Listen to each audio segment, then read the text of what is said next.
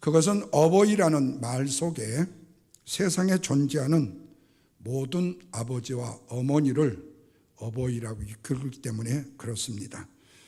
그런데 이런 어버이들이 오늘날 숨가쁜 현대 사회를 살아가면서요, 진정한 쉼이라는 것을 누리지 못하고 삶을 사시는 모습들을 우리가 많이 보게 되어지죠. 그래서 어버이들에게 절대적으로 필요한 것이 바로 쉼입니다. 안식입니다. 이걸 아시는 주님께서 이렇게 말씀하시죠. 뭐라고 말씀합니까? 28절에 수고하고 무거운 짐을 진 자들아 다 내게로 오라. 내가 너희를 쉬게 하리라. 이렇게 말씀을 해요. 그러나 우리가 주어진 일과 생산성이 우리의 삶을 지배한다는 명분들이 많지요. 뿐만 아니라 한 사람의 생산성과 성취가 그 사람의 가치로 평가되는 세상을 살다 보니까 생산과 성취를 위한 노동을 쉬는 것이 쉽지가 않더라는 거죠. 그래서 좀 편히 놀고 좀 쉬자라는 것이 주어진 일의 생산성의 성취를 위해서 열심히 나가야 되다 보니까 쉼을 갖지 못한다는 거죠. 그러다 보니까 오늘 어버이들의 일생의 삶 속에 안식과 쉼이 없는 희생과 아픔과 수고의 인생의 수레바퀴가 계속 돌고 있죠. 그러다 보니까 날마다 지쳐 있고 날마다 힘들어하고 있고 날마다 아파하고 있는 모습들이 바로 오늘 우리의 어버이들의 모습이었어요. 그것뿐이 아닙니다. 세상적으로 밀려오는 긍정적이고 부정적인 삶의 과제와 유혹, 가정의 가장이기 때문에 그 가정을 지켜야 될 책임 때문에 삶에 주어진 긍정 부정의 과제와 유혹에 넘어지지 않으려고 과감하게 그것을 뿌리치는 안식이 필요한데 그런 완식도 누리기가 쉽지 않다는 거죠. 뿐만 아니라 신앙인이면서 불구하고 영적인 쉼과 지적인 쉼과 정서적인 쉼과 사회적인 쉼, 육체적인 쉼이 절대적으로 필요함에도 불구하고 바로 이 안식의 쉼 자체가 창조의 원리의 질서임에도 불구하고 그런 쉼의 기회를 갖지 못하는 안타까움도 우리의 어버이들이 갖고 계신다는 거예요. 그래서 여세 동안 세상을 창조하신 하나님께서 안식하셨기 때문에 우리로 하여금도 우리의 어버이로 하여금도 이 안식에 동참하기를 원하신다는 거죠. 다시 말하면 안식이라는 것은 우리의 생존을 위해서 벌였던 참혹한 싸움을 그치는 현장이기 때문에 안식이라는 것은 인간의 모든 갈등의 행위를 멈추고 샬롬의 평안을 누리는 안식이기 때문에 사랑하는 어버이들이 누려야 될 안식의 축복이라는 거예요. 그런데 하나님과 사람과의 관계, 사람과 사람과의 관계, 그리고 사람과 자연이 함께 평화를 누려야 될 안식을 우리가 깨어부수는 세상적 일들 속에서 신음하고 있을 때가 많다는 거예요. 모든 염려와 걱정과 근심으로부터 해방을 받아서 내면의 평안을 누려야 되는데 그 평안을 누리지 못하는 모습들이 많다는 거죠. 지친 영혼의 생수와 같은 하나님의 말씀으로 힘을 얻고 기진해진 육체가 쉼을 통해서 회복을 시켜야 되는데 세상 또는 너무 분주하다 보니까 세상이 일에 너무 많이 취했다 보니까 그 육체가 영혼이 쉼을 심지 못하고 우리의 인생을 다시금 회복시키지 못하는 지속적인 어려움과 고통 속에 놓여져 있는 어버이들이 많다는 겁니다. 무엇보다도 세상의 최고의 우상이 뭐지요? 바로 돈으로부터 독립되는 것이고 긴장으로부터 탈출하는 것이고 지친 세상으로부터 참된 안식의 축복을 누려야 됨에도 그 현장에 들어가지를 못하는 일들이 많다는 거죠. 내일 모레 세워뒀던 앞으로 10년, 20년에 세워졌던 우리의 계획과 시간의 속박으로부터 해방을 받지 못하고 내면의 성찰과 노동과 쉼으로부터 그리고 또한 수고로부터 쉼을 얻지 못하고 속된 것을 멀리 해야 될 그런 마음의 안정을 되찾지 못하고 어려운 시련 속에 놓일 때도 많다는 거죠. 내 인생의 삶을 성령의 인도하심에 맡겨야 됨에도 형식적인 의무에서 벗어나야 됨에도 문명의 우상들을 숭배하지 않고 이익의 노예가 되어져 내가 신입하지 않고 싶어도 이웃을 향해서 사랑의 눈을 열고 싶어도 세상에 호락호락 우리를 쉼의 안식의 현장으로 인도하지 못하더라는 겁니다. 예배를 통해서 참된 속죄와 평안을 회복하고 기쁨과 희망으로 일어나야 되는데, 바로 이것이 사랑하는 내 가정과 사랑하는 내 가족을 위해서 수고했던 우리의 부모님들이 누려야 될 안식인데, 우리의 어버이들이 그 안식을 누리기가 쉽지 않다는 거예요. 그래서 오늘 먼저는 부모님들이 자녀들을 향하여서 행할 태도에 대해서 말씀을 생각해 보고, 다음으로는 자녀가 부모를 향해서 행해야 될 효도의 두 가지를 생각해 보려고 합니다. 어버이 주를 맞이하면서 자녀들은 진심으로 어버이를 존경하는 마음과 기쁨을 갖기를 바라고, 부모님들은 자녀들의 뒷바라지에 속박되지 않는 삶을 누리시길 바라고, 거기서 해방받는 삶의 시간이 되기를 오늘 말씀을 통해서 함께 나누려고 합니다. 첫째로, 부모는요, 아무리 사랑하는 내 자녀라 할지라도요, 내 자녀를 무거운 짐으로 여기지 말라는 겁니다. 자, 본문 28절 다시 한번 읽습니다. 수고하고 무거운 짐진 자들아, 다 내게로 오라. 내가 너희를 쉬게 하리라. 주님이 당신이 창조하신 창조의 원리에 따라서 누구에게? 당신의 백성들에게 주시는 말씀이에요. 그런데 이 말씀을 오늘날 부모님들이 어떻게 인용을 하느냐? 사랑하는 아들, 딸들아, 다 수고하고 무거운 짐을 졌니? 다 내게로 오라. 내가 너희의 인생을 책임져 주리라. 이렇게 말씀한다는 거예요.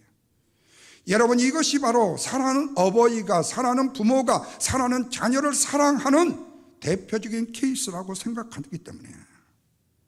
그러나 우리가 이 말씀에서 분명히 알아야 될 두 가지가 있습니다. 그것은 수고와 무거운 짐이라는 차이점입니다. 수고는 우리 자신이 해야 될 일을 수고라고 말합니다. 그러나 무거운 짐은 내가 하지 않아도 될 것을 무거운 짐이라고 말합니다. 그래서 부모님들이 자녀들에게 할 일은 자녀를 위해서 수고할 수 있는 일뿐이에요. 태어난 어린 자녀를 진자리 마른 자리 가려 두시고 먹여주시고 가르쳐주고 독립시켜주는 일, 부모님들이 자녀를 위해서 수고할 수 있는 충분한 수고인 것이 틀림이 없어요. 그런데 간혹 자녀들이 염려가 되어서 부모가 자녀들의 무거운 짐까지를 책임지려고 하는 분들이 계신다는 거예요. 아이고, 우리 딸 저 천방지축 시집가서 어떻게 살려나? 아이고, 저 아직 철도 덜 든 우리 아들 장가가지고 과연 잘 살 수 있을까? 그게 바로 부모님들이 염려와 걱정, 근심으로 밤잠을 이루지 못하는 거죠. 그런데 부모는요, 이런 자녀를 향하여 무거운 짐을 던져버려야 된다는 거예요. 책임을 지어서는 안 된다는 거예요. 왜? 수고의 짐은요, 부모가 책임을 지어줄 수 있는 짐이 될 수 있어요. 그러나 무거운 짐은요, 자녀들 스스로 해결을 해야 될 일이기 때문에 그렇습니다. 왜냐하면 수고의 해결에 대해서는 부모와 자식 간의 일이 될 수 있지만, 무거운 짐이라는 것은 부모와 자식 간의 일이 아닌 세상적인 관계의 일이 되어줄 수 있기 때문에 그렇습니다. 예를 들어 보십시다. 사랑하는 아들, 딸이요, 결혼을 했어요. 아들은 처갓집과의 관계가 잘 돼야 하려는데 처갓집하고 장인 장모하고 싸워. 그리고 또 시댁의 딸은 시댁 식구들과 또 고부간에 이게 갈등이 있어서 안 좋아. 이런 관계에서 나오는 일들은요, 그 자녀들, 시집간 아들, 딸이 책임을 져야 될 일이지, 그게 바로 그들이 져야 될 무거운 짐이지, 부모가 그 시집간 딸에 대해서 시집에 대한 일을, 그리고 그 처갓집에 대한 일을 아들의 일이라고 부모가 대신 져줄 수 없다는 거예요. 여러분, 아들이 처갓집과 관계가 안 좋다고 해서 부모가 뛰어들어가지고 차라리 갈라서라, 아니면 살지 마라, 이렇게 말할 수 없다는 거예요. 그것은 그 아들이 처갓집과의 해결할 문제이고, 내 딸이 시댁과의 관계에서 해결할 문제예요. 이 무거운 짐은 바로 그들 자녀들이 짐으로 말미암아서 그 짐이 후에 뭘로 변화되느냐? 말씀을 드리겠지만 사명으로 바뀌어야 한다는 거예요. 그런데 부모가 그 짐을 대신 져주려고 생각하는 부모님들이 종종 계셔요. 그러나 자녀들의 무거운 짐을 짊어주시려고 하다가 오히려 더 큰 문제를 야기시키는 부모님들을 종종 보게 되죠. 뿐만 아니라 자녀들이 성인이 되고 직장 생활을 했을 때 주어진 임무, 자기의 능력은 바로 자기가 할 수 있는 수고의 일인데 격려하고 위로하고 힘과 용기를 복돋아주면 돼. 왜? 직장 생활 처음 하면 힘든 거야. 상사 비위 맞추기도 어렵고 그 다음에 부지런히 해야 되는 거야. 누구보다도 먼저 일찍 출근하고 열심히 해야 되는 거야. 그런데 이런 수고는요, 얼마든지 부모가 어드바이스를 해줄 수 있어요. 그러나 직장 안에서 아주 성질 고약하고 질이 나쁜 직장의 상사나 질 나쁜 동료를 만나가지고요, 불효파음을 당했을 때에는요, 그 부모가 직장 상사를 쫓아가서 뺨싸대기를 때릴 수도 없고 그 동료를 어찌할 수가 없어요. 이것은 그 자녀가 스스로 직장에서 져야 될 무거운 짐이라는 겁니다. 그래서 실상 수고보다도 더 무거운 짐이 힘들 때가 엄청나게 많습니다. 그렇다고 해서 부모가 이 무거운 짐을 자녀를 대신하여 짊어질 수 있어서는 안 된다는 거예요. 영적인 부모가 되어지게 되면 자녀들의 이런 수고와 무거운 짐을 들고 어디로 가야 되죠? 기도원으로요? 맞습니다. 우리 예수님께 나아가는 믿음이 필요하다는 말씀이에요. 왜? 우리는 신앙인이기 때문에요. 사랑하는 내 자녀도 하나님이 허락해 주셔서 얻은 자녀이고, 내가 내 자녀를 기를 수 있었던 것도 하나님이 나에게 힘 주시고 은혜를 주셨기 때문에 내가 기를 수 있었기 때문에. 성경의 아버지 이새가요, 아버지로서 감당해야 될 수고인요, 전쟁터의 자녀들에게 줄 의복을요, 말제인 다윗에게 맡겼습니다. 그래서 다윗이 아버지의 심부름으로요, 자기의 수고를 아끼지 않고 전쟁터에 나갔습니다. 그런데 전쟁터에 가보니까 그 광경이 너무나도 비참해요. 그런데 어린 다윗임에도 불구하고 그 전쟁터의 수고의 무거운 짐을 자기가 지기로 결심을 해요. 무슨 백으로요? 힘이 있어요? 핵무기가 가지고 있어요? 아니면 아주 고단한 무슨 기술이 있었어요? 아니요. 블레셋 군대의 골리앗, 담대하게 당시에 이스라엘 군대들이 가졌던 창과 칼로 나서지 않고 뭘로 나섰다고 그랬죠? 뭘로 싸운다고 그랬죠? 만군의 여호와의 하나님의 이름으로 싸운다고 나갔습니다. 다윗은요, 무거운 전쟁의 짐이 우리에게 이스라엘에게 있는 것이 아니라 하나님께 있다라는 사실을 깨달았기 때문이에요. 철없이 보이는 어린아이 같았던 다윗이지만 그 영적인 사실을 깨달았기 때문에요, 그는 담대하게 골리앗 앞에 설 수가 있었던 것이에요. 그리고 그는 어린 나이에도 불구하고요, 거대 장신 골리앗을 무너뜨리고 이스라엘 군대가 안고 있었던 무거운 짐의 문제를 한 방에 해결하고 말았다는 거예요. 여러분, 부모가 자녀를 사랑하는 마음, 아끼는 마음은요, 어떤 부모를 막론하고 다 가질 수 있는 마음인 것은 사실이에요. 그런데 그런 수고의 짐이나 무거운 짐을요, 부모가 직접 해결해 주려고 생각하기보다는요, 그 수고와 무거운 짐을 주님께 맡기려고 나아갈 수 있어야 된다는 거예요. 그리하면 그 문제에 대한 싸움을 누가 싸워주신다고요? 주님이 싸워주심으로 주님이 해결하시는 주님이 전쟁이 되어서 진정으로 부모의 마음에 평안과 쉼을 얻게 되어지고 사랑하는 자녀의 마음속에도 진정한 평안이 올 수 있다는 말씀입니다. 그러나 여기서 쉼이 결코 모든 문제를 나싱, 아무것도 없이 없앤다는 뜻은 결코 아니에요. 부모가 믿음으로 하나님 앞에 나가게 되면 자녀들이 다시 힘을 얻어서 다시금 일어나는 용기와 힘을 얻게 된다는 뜻이에요. 다시 말하면 짊어져야 될 짐이 곧 뭐가 되는 거죠? 사랑하는 내 자녀에게 사명이 된다는 겁니다. 짐을 짊어지고 사는 것이 사명을 짊어지고 사는 것과 같아진다는 거예요. 아프리카 추장의 전설입니다. 어느 마을의 추장이요, 자기의 마을 주민들을 다 모아놓고 우리 마을 앞에 있는 이 시냇가가 비가 오게 되면 물이 많이 흘러간다. 그래서 이게 급류가 돼가지고 여기에 떠내려가는 사람이 생길 수 있다. 그런데 누구든지 이 급류를 지날 때에는 크나큰 돌을 하나씩 들고 이 급류를 건너라고 그래요. 이유가 뭐냐고 물으니까 그 돌의 무게로 인하여 가지고 내 몸이 급류에 떠내려가지 않는다는 거예요. 다시 말하면 내가 들고 있는 무거운 짐이 나를 지켜준다라는 거예요. 그 무거운 짐이 나를 힘들게 하는 것이 아니라, 나를 괴롭게 하는 것이 아니라, 나를 죽이는 것이 아니라 그 짐이 나를 살리더라는 거예요.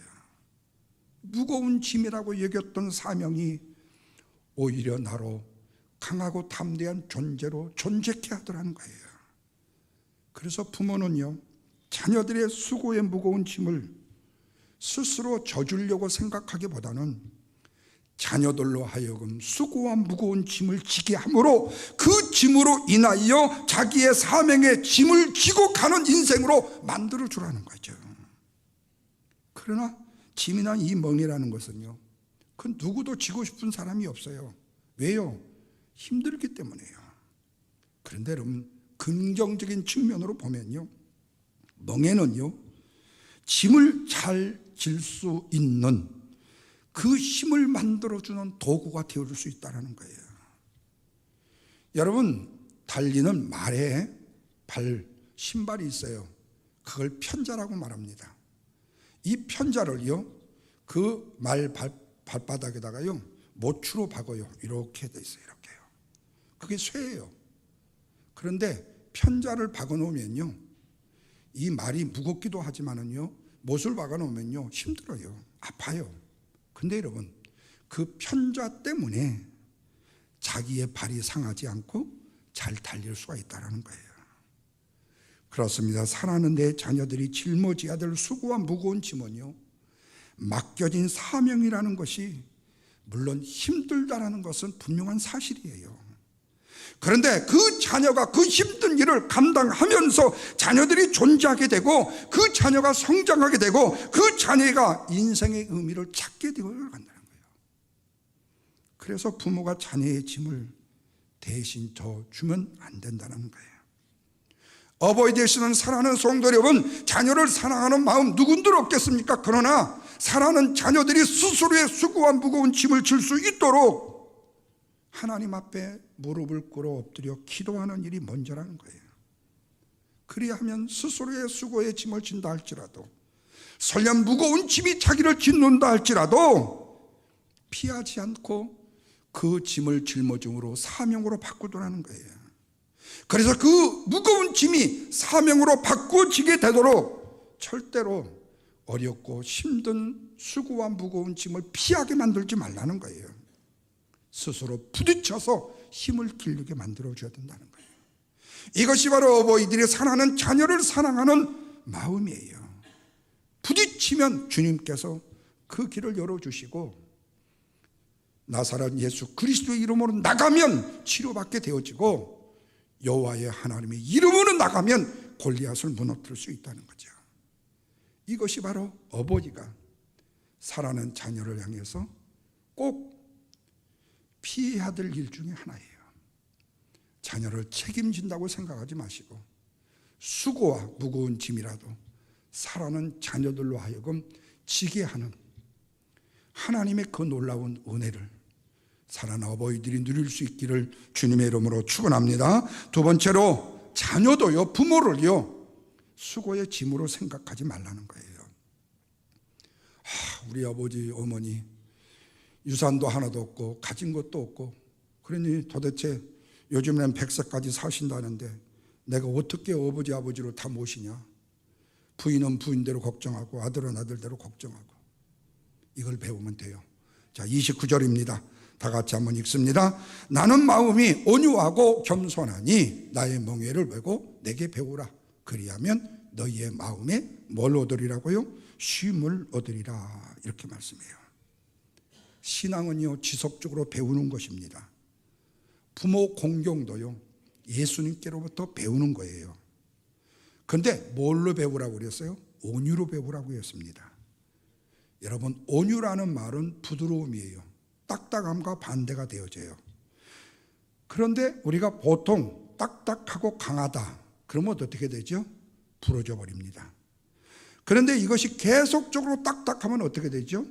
간이 딱딱하게 굳어지면 어떻게 되죠? 죽게 돼요.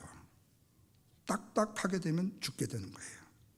그래서 여러분, 자녀들이 부모를 대하는 데 있어서요, 부모가 어떻게 자녀에게 한다 할지라도, 설령 부모가 자녀를 속을 썩이고 부모의 자식의 마음을 아프게 한다 할지라도 자녀는 부모를 향해서 온유한 마음을 가질 필요가 있다는 거예요.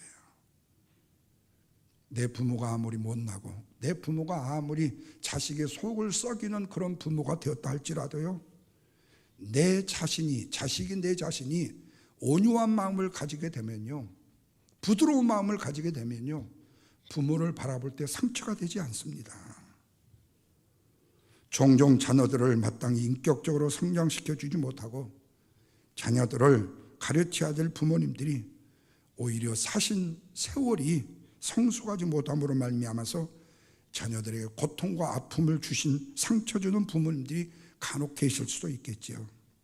그러나 설령 내 부모님들이 그렇다 할지라도 자녀는 부모를 홀대하거나 무시하거나 경시해서는 안 된다는 거예요.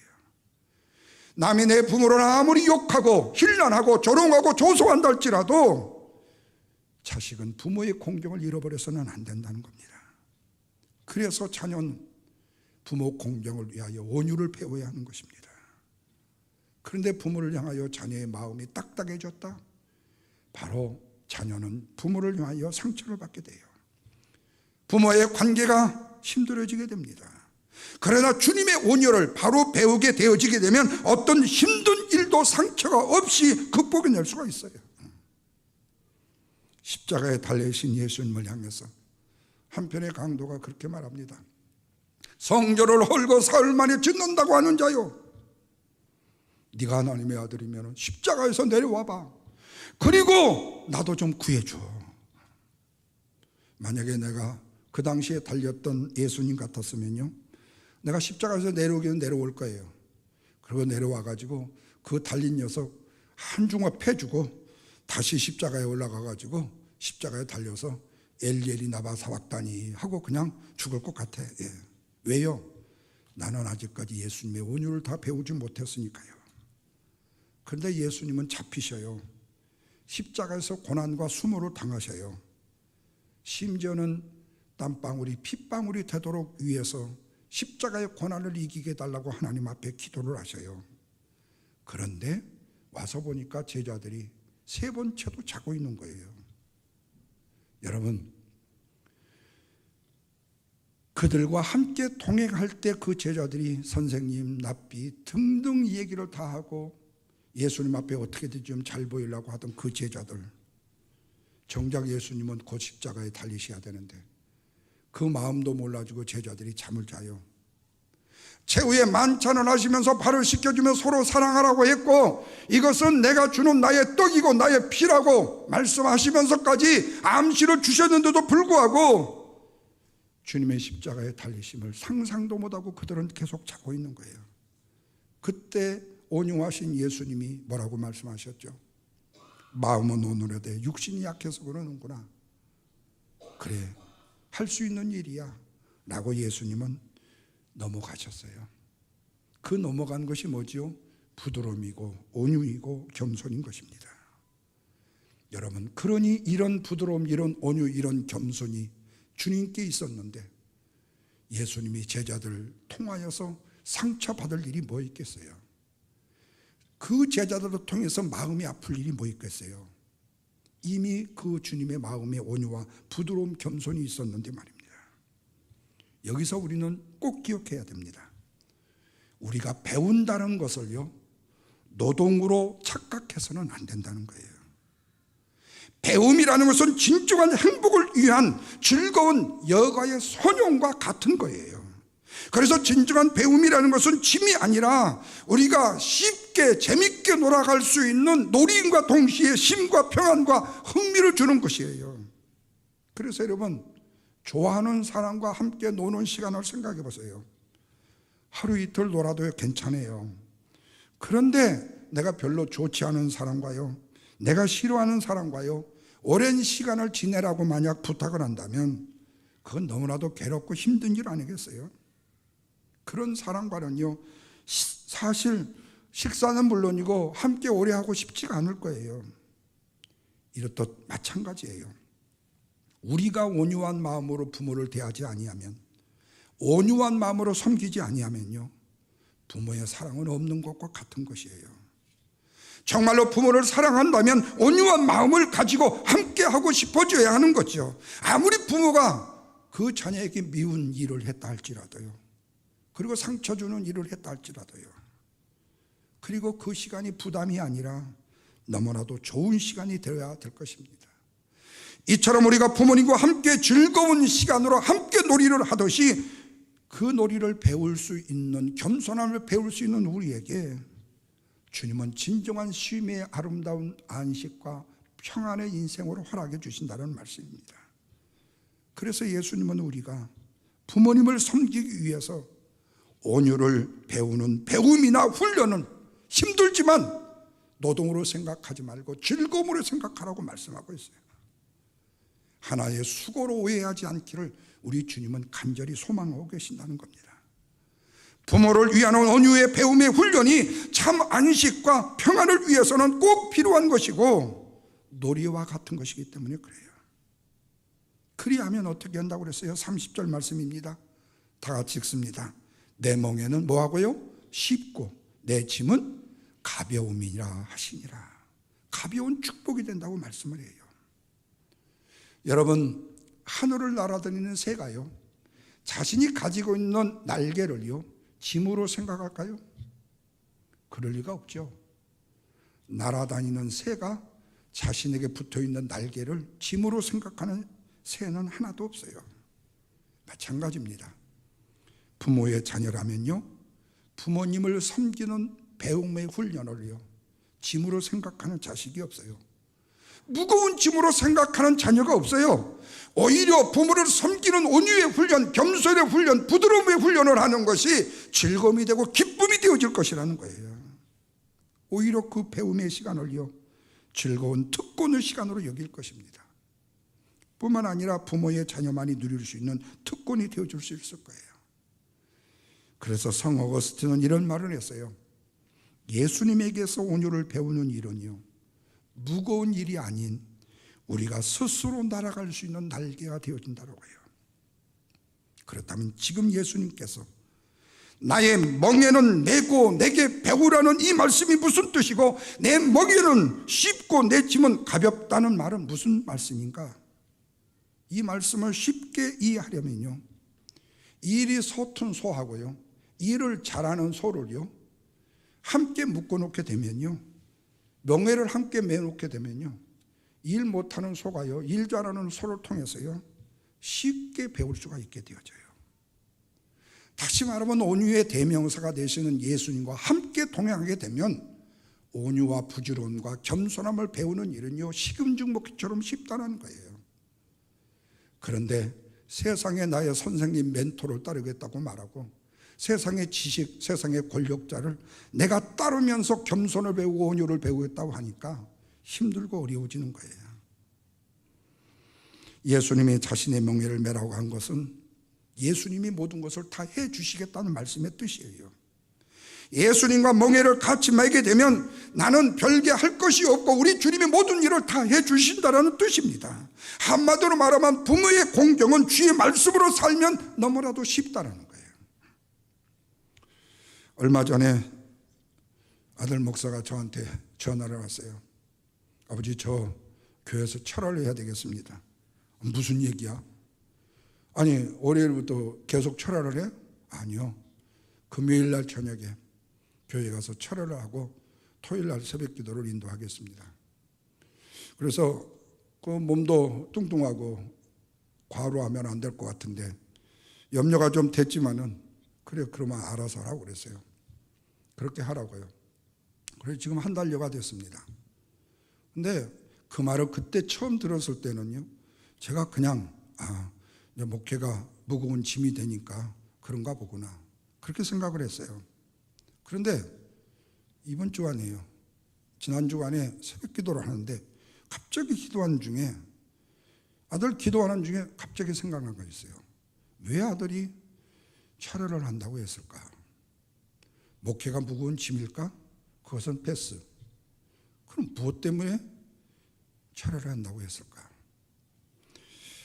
그 교회에서 15년을 사역을 했습니다. 전도사로부터요, 신학생 때부터요. 그런데 거기서 교인들이 15년 동안에 우리 아들에 대해서 좋은 꼴 나쁜 꼴을 다 봤어요. 교인들이 다 알아요. 그래가지고 좋은 점도 있지만은요, 나쁜 점이 뭐냐면 아버지를 닮아가지고 성격이 급한 거예요. 그리고 버럭 성질을 내는 거였어요.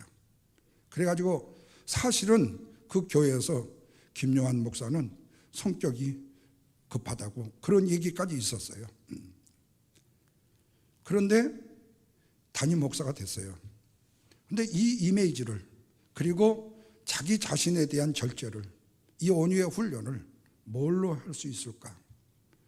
제가 짐작한데 금식은 아니더라도요, 금식은 하기가 힘드니까 그 몸매에 하나님 앞에 엎드려 철하라도 하면서 자신의 자아를 죽이고 주님의 겸손과 온유함을 배워야 되지 않을까. 저는 그런 생각이 들면서요, 주님 앞에 다시 기도의 제목을 바꿨어요. 하나님, 맞아요. 하나님이 주신 영감이 맞아요. 저 자신도 마찬가지예요.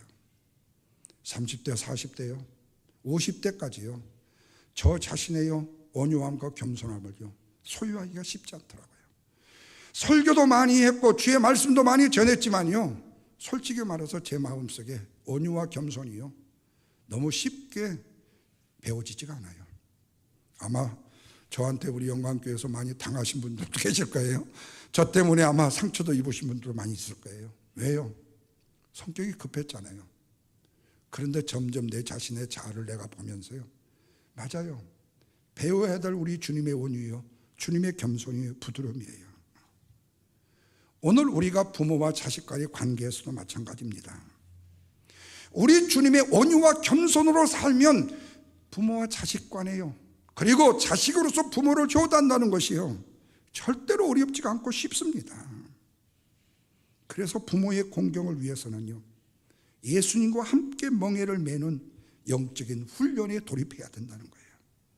그리하면 부모는 자녀의 무거운 짐으로 여겨서 자녀를 위하여 다른 어떤 희생을 하지 않아도 되고요, 자녀 또한 부모를 무거운 짐으로 여겨서 자녀의 희생과 상처와 아픔을 겪을 일이 없더라는 거죠. 그리고 진정한 안식과 온유한 마음을 부모는 부모대로, 자녀는 자녀대로 소유할 수 있게 된다는 거죠. 60세가 되어 철이 들어가는 모습에 할 수만 있다면 우리가 젊은 세대에 내 자신의 자아를 하나님 앞에 맡기고 우리 주님이 허락해 주시기를 원하시는 온유와 겸손 소유할 수 있다면요, 이것은 부모로서 자녀로서 마땅히 짊어져야 될 짐과 동시에 자녀가 부모를 위해서 짊어져야 될 짐이 아닐까 하는 겁니다. 만약의 경우에 무거운 짐을 부모가 자식을 위해서 짊어지려고 한다거나 부모가 자식의 무거운 짐을 짊어지려고 하면 부모도 불행하고 자식도 불행해질 수밖에 없어요. 수고와 무거운 짐은 누구께 맡기라고요? 주님께 맡겨야 된다는 거예요. 그래야만 우리 주님께서 우리가 누릴 수 있는 안식과 진정한 쉼을 주실 것이다. 이 은혜와 축복을 어버이 주일에 자녀는 자녀로서, 어버이는 어머니로서 누릴 수 있는 주의 축복이 되시기를 주님의 이름으로 축원합니다. 기도하겠습니다. 하나님,